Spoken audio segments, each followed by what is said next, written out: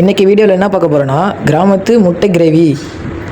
இப்போ தான் கவிஷ் கிச்சன் சேனலுக்கு வந்திருக்கேன்னா அப்படியே ஒரு சப்ஸ்கிரைப் பண்ணுறேங்க. வீடியோவை ஸ்கிப் பண்ணாமல் பாருங்கள்.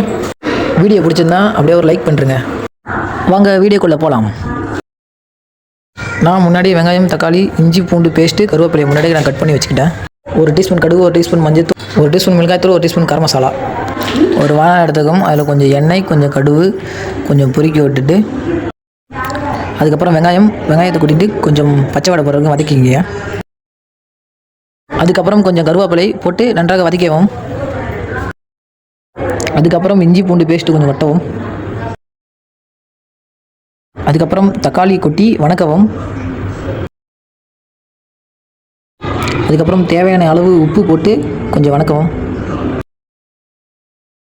அதுக்கப்புறம் 1 டீஸ்பூன் மஞ்சத்தூள், அதுக்கப்புறம் 1 டீஸ்பூன் மிளகாய்த்தூள், அதுக்கப்புறம் 1 டீஸ்பூன் கரம் மசாலா அப்படியே கரண்டியால் லைட்டாக கிண்டிக்கவும். அதுக்கப்புறம் தேவையான அளவு தண்ணீர் ஊற்றி லைட்டாக கொதிக்க விடும். அதுக்கப்புறம் ஒரு பவுல் எடுத்து எனக்கு தேவையான அளவு நான் முட்டையை உடச்சிக்கிட்டேன். உங்களுக்கு எவ்வளோ முட்டை வேணுமோ நீங்கள் உடச்சிக்கிங்க.